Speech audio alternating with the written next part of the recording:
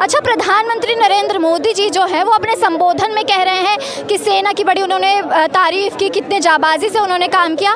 वहीं दूसरी ओर बीजेपी के जो कई नेता हैं जैसे कि विजय शाह, उन्होंने कहा है, उन्होंने कुरैशी जी का नाम जो है वो आतंकवादियों से जोड़ दिया, उनकी बहन कह दिया। देखिए, इसे कहते हैं खोल में से बाहर निकलना। जो उनकी असलियत है, बेहद जलील पार्टी की असलियत, वो सबके सामने आ गई है। एक दिन उधर से तारीफ़ करी जा रही है और दूसरे दिन सोफिया कुरैशी जी को आतंकवादियों के साथ संबंध स्थापित कर दिए गए, ना पाकिस्तान के साथ संबंध स्थापित कर दिए गए कि हमने उनकी बहन को उनके सामने उतार दिया। कहाँ से वो बहन हो गई? देश की बेटी है, देश की बहन है। आपने उन्हें पाकिस्तानियों के साथ, ना पाकिस्तानियों के साथ जोड़ दिया, आतंकवादियों के साथ जोड़ दिया। ये इनकी लोगों की मेंटलिटी है। और जोड़ा क्यों गया है? क्योंकि उनका नाम है सोफिया कुरैशी। व्योमिका सिंह भी तो उतरी थी, उनका नाम क्यों नहीं लिया? क्यों नहीं लिया? क्योंकि अल्टीमेटली अब इनका काम खत्म हो गया, वॉर जो है सीज़ फायर हो चुकी है। अब इन्हें वापस अपने मुद्दे पे आना है, हिंदू मुस्लिम हिंदू मुस्लिम हिंदू मुस्लिम, क्योंकि बिहार में चुनाव आने वाले हैं। क्या आप कह रहे हैं कि बिहार के चुनाव के लिए ही बीजेपी हिंदू मुस्लिम करती है? बिल्कुल, धर्म की राजनीति सिर्फ बिहार के चुनाव के लिए नहीं, पूरे देश के चुनाव के लिए इनका सरा शुरू से ही पैटर्न एक रहा है, हिंदू मुस्लिम हिंदू मुस्लिम हिंदू मुस्लिम। और ये पैटर्न इनका कभी ख़त्म नहीं होता। पिछले लोकसभा चुनावों में भी आपको याद होगा, वाराणसी में क्रूज़ पे खड़े हुए मोदी जी ने क्या बोला था? मैं हिंदू मुस्लिम की राजनीति नहीं करता, अगर मैं ऐसा करूँगा तो मुझे 24 घंटे भी सार्वजनिक जीवन में रहने का अधिकार नहीं है।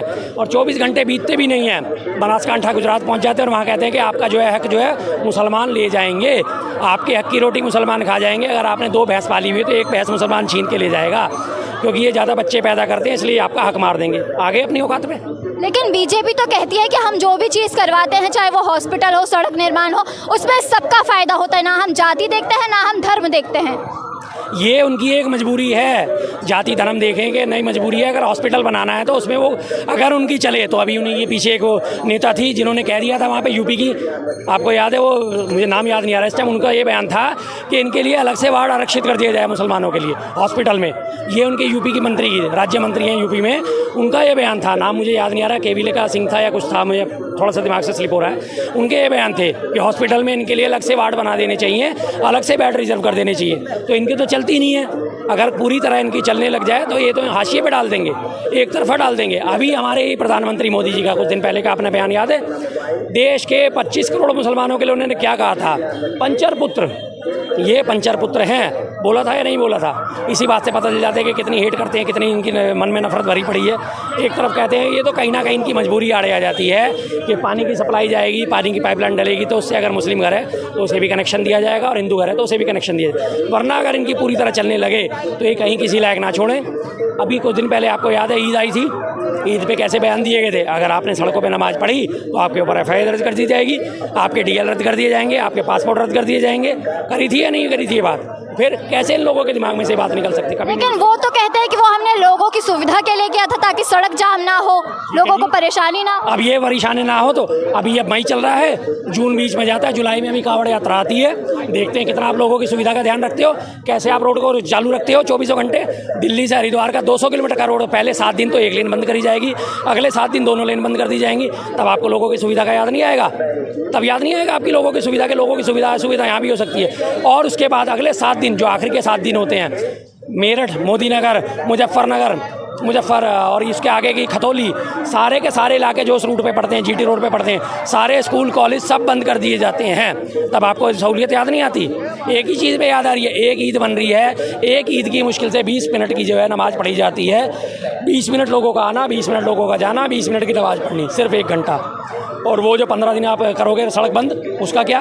तब आपको लोगों की सहूलियत याद नहीं आती? तो आप क्या कहना चाह रहे हैं कि बीजेपी जो है वो एक खास समुदाय पर ही ज़्यादा जोर देती है, दबाव बनाती है? बिल्कुल बिल्कुल दबाव बनाती है, इसमें कोई दो राय नहीं। अच्छा, बीजेपी के जो नेता हैं वो लगातार कुछ ना कुछ बयान देते रहते हैं, कभी धर्म को लेकर, कभी किसी और को लेकर, तो क्या उन पर कोई कार्रवाई होनी चाहिए या फिर बीजेपी को ऐसे नेताओं पर थोड़ी सी सख्ती बरतनी चाहिए? बिल्कुल होनी चाहिए कार्रवाई, लेकिन होगी कौन करेगा?